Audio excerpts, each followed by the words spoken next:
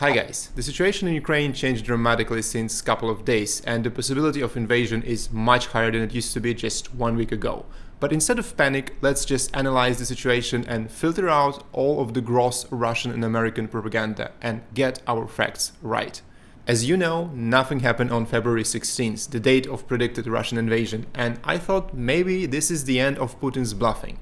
Unfortunately, on February 17, Russia decided to unfreeze the conflict on Donbas, and Russian-backed terrorists started shelling Ukrainian villages. That looks like a real thing, not bluffing. Putin prefers hybrid wars instead of real ones, and large-scale proxy conflict in Donbas is quite feasible. Yesterday, Biden said that Putin has made his final decision to annex Ukraine next week, which is exactly what he said just a week ago, and nothing happened. There is a big difference between a full-scale annexation and a local conflict in Donbas, and all the evidence right now points to that local conflict. But looking from the hindsight, all these claims about imminent invasion can be considered as Biden's noble lie. Ukraine got an enormous amount of weapons within the last 3 weeks, and the information war is clearly won by Ukraine. Russia is an aggressor from the point of international community. Just a quick recap of Donbas conflict. There are two small regions in eastern Ukraine bordering with Russia, so-called Donetsk and Lugansk People's Republic. They are officially part of Ukraine, but controlled by random terrorists who made a crazy African-style military dictatorship there.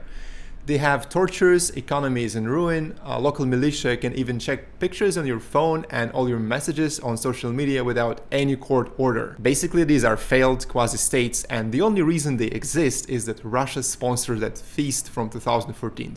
Officially, though, Russia does not recognize these states. Now, the Russian propaganda created a myth that Ukraine wants to reclaim these lands back and Ukrainian offense is about to start.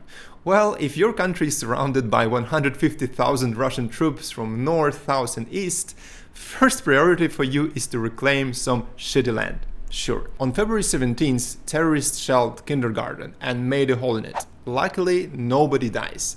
Russian propaganda pretended that the kindergarten was in the separatist-controlled territory and blamed Ukrainians for the offense. The reality was completely opposite, and it was Ukrainian-controlled village, and a bunch of Western media flew on the military helicopter to prove that.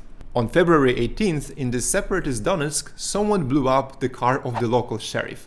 No one died this time as well, but Ukrainians were to blame. Was it the point to blow an empty car in the parking lot in the middle of the night? No one knows. Well, the problem that it was a fake old car, probably from 70s or 80s, which does not belong to the sheriff. They just put his license plate on it after the explosion. There are a bunch of photos online with a much newer version of that car with that license plate. On the same day, both leaders of Donetsk and Lugansk separatist republics announced a complete evacuation of all women and children to Russia because of evil Ukraine is about to attack. It sounds really scary, but the metadata shows that all these videos were made 2 days before, which proves that it was all staged. Another problem is that you can't move 700,000 people around without a crazy mobilization of resources. It's just physically impossible. It looks like that it's all made just for a nice pictures on TV to serve as a propaganda, and at most several thousand of people were evacuated. Also, Russia is completely unprepared to host that amount of folks. It's basically size of Boston. You need to build a whole new city. All this looks like a false flag operation long time predicted by the US intelligence, but maybe it's rather a fake false flag operation. It's a very postmodernistic war, no one died so far, and propaganda looks extremely unconvincing even for a Russian viewer. The best achievement of it so far is that many commentators compare the situation with the Georgia back in 2008, which is the only time where Russian regular forces did a military offense. Back then, breakaway South Ossetian forces shelled Georgian villages, and the propaganda showed that it was actually Georgians who shelled South Ossetians, and Russia needed to come and help. Then there was an evacuation of civilians in Skhin Valley, the breakaway capital, and then Russians started the war. Here is the list of problems with that comparison. First, at the end of Georgian-Russian war, no territorial changes happened. Russian forces returned to Russia. South Ossetia and Abkhazia were breakaway regions since 1992, and the only thing happened in 2008 is that Russia officially recognized that fact. If Russia recognized Donetsk and Luhansk People's Republic at the end of that story, that won't change that much. 2.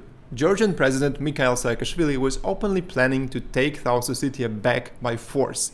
Indeed, he successfully returned Adjaria, another breakaway region, back to Georgian control in 2004 and declared that South Ossetia is next. Current government of Ukraine has never had any plans to do that. 3.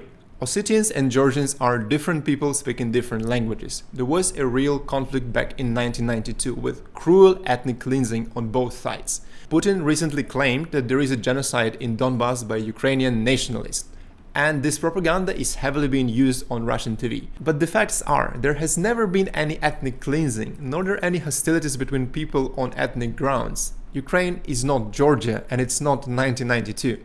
4. The West largely ignored the war in Georgia, and there was kind of a split position on who is to blame for the escalation. Now the West is united and pro-Ukrainian. 5. The population of South Ossetia is like 50,000, and population of Donetsk People's Republic is 2.2 million. You can't really evacuate this amount of people. So, what are the possible scenarios? 1.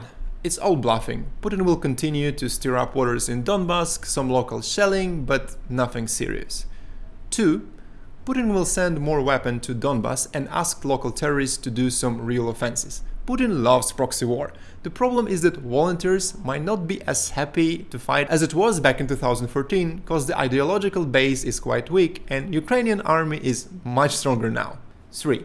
Putin will use regular armed force to capture some nearby cities like Mariupol and perhaps capture like the whole coast of Azov Sea to connect it with Crimea. This scenario gives Putin some meaningful land gain, and international sanctions might not be as heavy because it's not really a full-scale capturing of Ukraine. 4. Capturing of Ukraine along with bombardment of Kyiv as Biden administration predicts. This is a very unlikely scenario which gives Putin zero benefits. It's not his style, and the argument that Putin is just crazy Hitler kind of fails because he could have done this sooner, but somehow decided to start from Donbas. For now, Russia plans to have a Federation Council Assembly on February 22, which can mean authorization of using army force in Ukraine or recognition of Donetsk and Luhansk People's Republic, or simply nothing. Show must go on. Also, Lavrov supposed to meet Blinken on February 24, which is a good sign, but doesn't really guarantee us that nothing larger will happen sooner. Thanks for watching, I'll see you in the next week or maybe sooner, and check out all my other videos about Ukrainian conflict, and don't forget to like and subscribe, and see you next time. Bye.